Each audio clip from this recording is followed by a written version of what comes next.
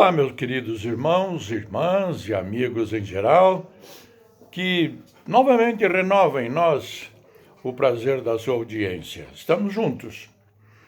E é com grande alegria que voltamos a nos reencontrar com este propósito de gastarmos um tempo estudando a palavra do Senhor. Por isso, recebam os cumprimentos fraternais da 8ª Igreja Batista Filadélfia de Curitiba, que é a patrocinadora deste programa evangélico, bem como de seu pastor Luiz Pedroso.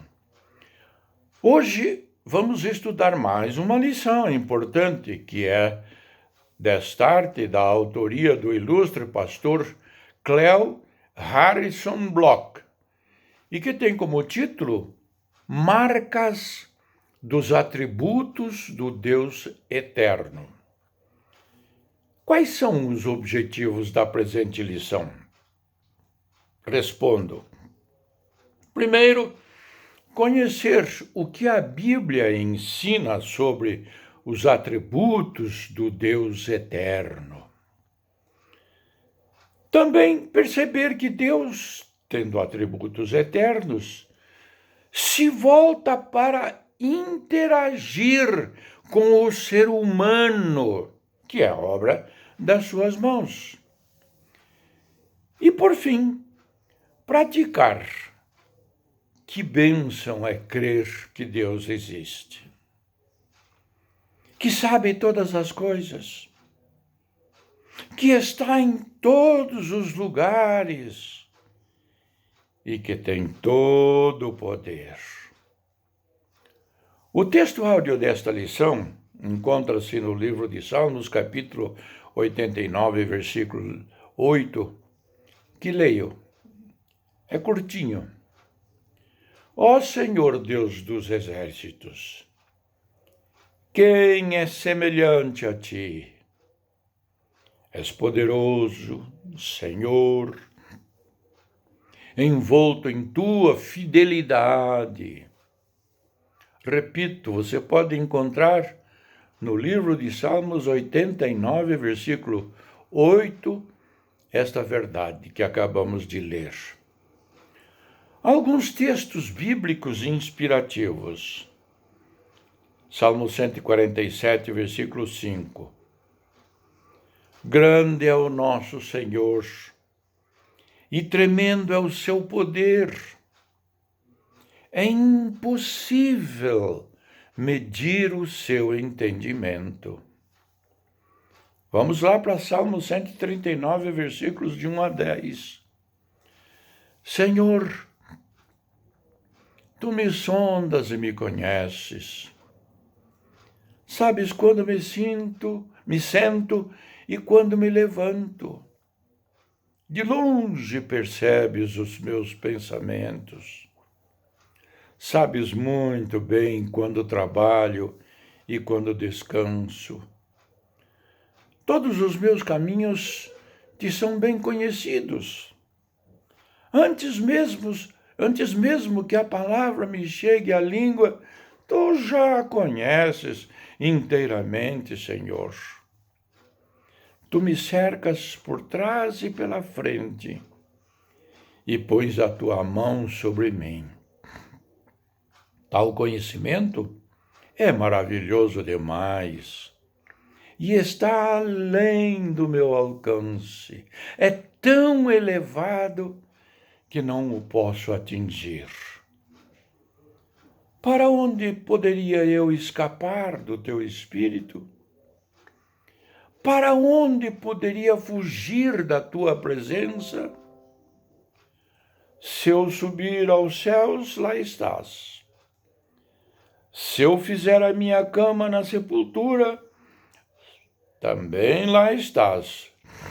Se eu subir com as asas da alvorada e morar na extremidade do mar, mesmo ali a tua mão direita me guiará e me sustentará. Vamos à introdução. Quando falamos dos atributos de Deus, falamos de características essenciais atribuídas à natureza de Deus. Deus é perfeito. E diante de nossa limitação, é impossível conhecer totalmente Deus. Essa não deve ser nossa ambição. Na verdade, como já dito na lição anterior, conhecemos sobre Deus no máximo, como uma gota comparada a um oceano. No entanto, Deus quer ser conhecido por nós. Ele se apresenta a nós. O profeta Oséias declara: conheçamos e prossigamos em conhecer o Senhor, como a alva será a sua saída, e ele a nós virá como a chuva. Como chuva será o dia que prega a terra. Oséias capítulo 6, versículo 3. É importante destacar que para uma boa compreensão sobre os atributos de Deus, a teologia dividiu-se em duas categorias: atributos incomunicáveis e atributos comunicáveis.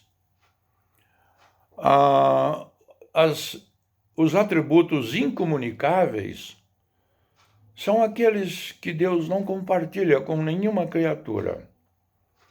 Eles são exclusivos. Comunicáveis, que não serão nosso objeto de estudo aqui, são aqueles que Deus compartilha, pelo menos em certa medida, com o homem.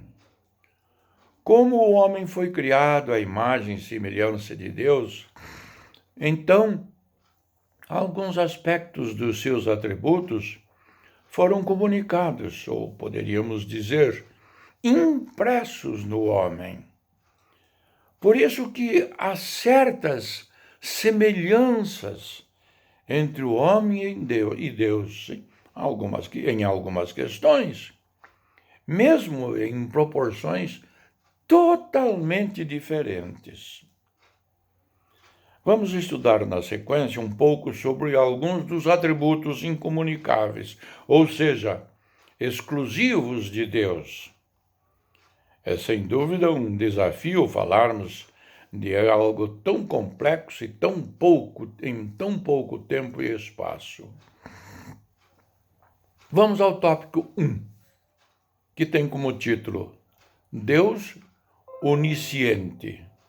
Está no livro de Salmos 139, versículos 2 a 4. A doutrina sobre a onisciência de Deus sempre foi muito clara e direta, pois ele conhece o passado, o presente e o futuro.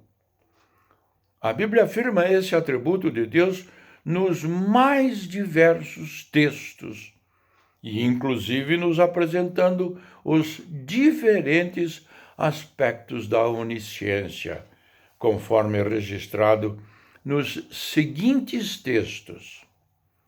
Gênesis, observe lá, escreva lá. Gênesis capítulo 6, versículo 5. Jó capítulo 21, versículo 22. Jó capítulo 36, versículo 34. Jó capítulo 34, versículo 16. Salmos 139, versículos 2 a 4. E também no capítulo 17, versículo 18. Salmos 147, versículos 4 e 5. Isaías, capítulo 40, versículo 28. Ainda Isaías, capítulo 42, versículo 9. Isaías 46, versículo 10. Evangelho de Mateus, capítulo 6, versículo 8. Ainda no mesmo Evangelho, capítulo 10, versículos 29 e 30. Atos, capítulo 15, versículos 17 e 18. Romanos, carta de Paulo aos Romanos, capítulo 8, versículo 29. Ainda na mesma carta, capítulo 11, versículo 33. Ainda outra carta de Paulo aos Efésios, capítulo 1, versículo 11. E a carta aos Hebreus, capítulo 4, versículo 13. Deus é infinito em seus atributos. Em sua onisciência e onipotência, assim como na sua onipresença. Por ser eterno, seu conhecimento de todas as coisas é desde a eternidade para a eternidade. Como a palavra de Deus, a Bíblia também é inerrante e infalível. Assim, a Bíblia declara que Deus não pode errar. Isto está registrado em Romanos capítulo 3, versículo 4, também na carta a Tito, capítulo 1, versículo 2, e Hebreus capítulo 6, versículo 18. Por quê? Porque ele é onisciente. Nosso Deus não precisa adquirir mais conhecimento. Sua sabedoria não deriva de observação, consulta ou estudos árduos. Ao contrário do ser humano, cuja vida é uma jornada de aprendizado conquistada com esforço contínuo. Ele também não aumenta em sabedoria. Deus não conhece nada a mais agora do que conhecia há milênios, há séculos passados. E isso é infinitamente mais do que o necessário. Seu entendimento é infinito ao longo de toda a eternidade, mantendo sempre uma sabedoria perfeita em todas as coisas. Deus sabe tudo naturalmente. A onisciência é inerente à natureza divina e uma de suas perfeições pessoais, conforme está registrado em Romanos capítulo 11, versículo 34. O conhecimento de Deus é direto, sem necessidade de intermediários. Deus é perfeito, conforme registrado em Mateus capítulo 5, versículo 48. Vamos a uma aplicação. Você confia em Deus de tal forma que descansa nele, por saber que ele sabe todas as coisas e absolutamente nada, nunca e jamais saiu de seu controle? Então vamos para o tópico número 2. Deus onipotente. Salmo 139, versículos 13 a 18. A palavra onipotente vem do conhecido termo hebraico Shaddai e significa todo-poderoso. No grego, na tradução da Septuaginta, a palavra para todo-poderoso é Pantocrator, conforme registrado nos textos de 2 Coríntios, capítulo 6, versículo 18, Apocalipse, capítulo 1, versículo 8, Apocalipse, capítulo 4, versículo 8, Apocalipse, capítulo 11, versículo 17, Apocalipse, capítulo 15, versículo 3, Apocalipse, capítulo 16, versículos 7 e 14, Apocalipse, capítulo 19, versículos 6 e 15, e por último, Apocalipse, capítulo 21, versículo 22. Se você não conseguiu acompanhar e anotar, escreva para o nosso programa. ou procure a nossa igreja promotora deste programa. Nós teremos imenso prazer em orientá-lo. Para que não tenhamos uma visão errada desse atributo de Deus, vamos ver o que é e o que não é onipotência. No sentido teológico, onipotente significa que o poder de Deus é ilimitado e desinibido por qualquer outra coisa. A Bíblia também afirma que Deus não pode contradizer a sua natureza, conforme registrado em Hebreus capítulo 6, versículo 18, segunda carta a Timóteo, capítulo 2, versículo 13, e Tito, capítulo 1, versículo 2. E também não significa que Deus tem de fazer tudo o que ele pode fazer. Deus é livre para não usar a sua onipotência sempre que ele desejar, ou seja, ele pode limitar o uso de seu poder e não precisa fazer tudo o que ele pode fazer. No Salmo capítulo 147, versículo 5, a Bíblia afirma que Deus é infinito no seu conhecimento.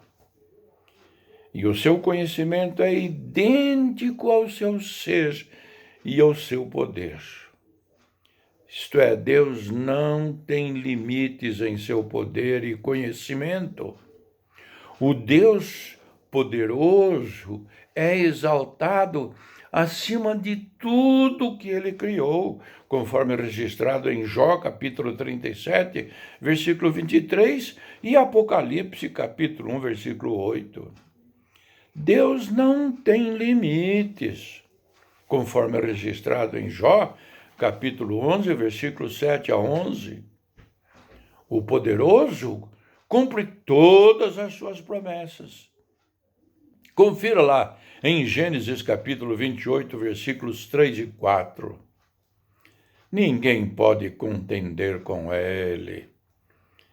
Jó capítulo 40, versículo 2. Ele pode estabelecer um concerto perpétuo, conforme registrado em Gênesis capítulo 17, versículos 1 a 7. Ele age com justiça perfeita, conforme Jó, capítulo 8, versículo 3. Leia lá para conferir. Ele tem poder para executar a ira final do mundo. Apocalipse, capítulo 19, versículo 15. Ele opera de uma posição de supremacia, conforme Jó, capítulo 31, versículo 2. Ele pode fazer qualquer milagre. Apocalipse, capítulo 15, versículo 3. Vamos a uma aplicação para a gente absorver, entender bem esta palavra que nós estamos expondo. Precisamos compreender que muitas das experiências que vivenciamos são frutos de nossas escolhas, inclusive das más escolhas. Mas ainda quando andamos em obediência a Deus, necessariamente não estamos livres de dias maus. Mesmo assim, entendemos que todas as coisas estão nas mãos de Deus. E Ele está cuidando de nós, apesar das circunstâncias. É assim que você crê? Tópico 3. Deus onipresente. Salmo 139, versículos 7 a 12. Onipresença significa que Deus está presente em todos os lugares e ao mesmo tempo. Isso não pode ser confundido com panteísmo, que diz que crê que Deus e a criação são uma coisa só. Deus fez o mundo, Deus está em todos os lugares, conforme registrado em 1 Reis, capítulo 8, versículo 27. E vamos confirmar esta afirmação no livro de Salmos, capítulo 95, versículos 3 a 5. Salmo 139, versículos 7 a 10. Mais outra confirmação bíblica. Jeremias, capítulo 23, versículos 23 e 24. E outra afirmação, Mateus, capítulo 6, versículo 6. Atos, capítulo 17, versículo 27 e 28. E a palavra diz: e todas as coisas subsistem apenas por causa dele, conforme registrado em Colossenses capítulo 1, versículo 17, em Hebreus capítulo 1, versículo 3 e em Apocalipse capítulo 4, versículo 11. Podemos, portanto, descansar em Deus, sabendo que jamais estaremos sós. E quando a Bíblia afirma que Deus nos acompanhará, significa que Ele está cuidando de nós, de forma especial e providencial, pois sua presença já é garantida pelo seu atributo, conforme Gênesis capítulo 31, versículo 3, Isaías capítulo 7, versículo 14, e segundo Crônicas capítulo 13, versículo 12, e Mateus capítulo 28, versículo 20. Nesse sentido, quando a Bíblia afirma o distanciamento entre Deus e alguém, conforme registrado em 2 Crônicas, capítulo 12, versículo 5, e em Ezequiel, capítulo 29, versículo 5, esse significado não é literal, mas que ele está de uma forma privada de uma presença de comunhão com o Deus onipresente. A onipresença de Deus também é revelada de maneira especial em relação à intimidade de Deus com seu povo, nos momentos de adoração. Temos os exemplos no Antigo Testamento da presença de Deus no tabernáculo, conforme Êxodo, capítulo 40, versículos 33 a 35. E no templo, conforme registrado em 1 Reis, capítulo 8, versículos 10 a 13. Além da manifestação a Moisés no Monte Sinai, conforme registrado em Êxodo, capítulo 24, versículos 15 a 18, o apóstolo Paulo declara que o objetivo é que os incrédulos se convençam da presença de Deus após participarem de culto cristão, conforme registrado na carta aos Coríntios, no capítulo 1,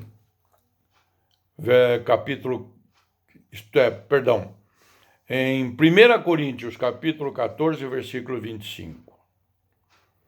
É verdade que Deus permite sentirmos emoções, sua presença, mas não é isso que determina a sua presença ou não.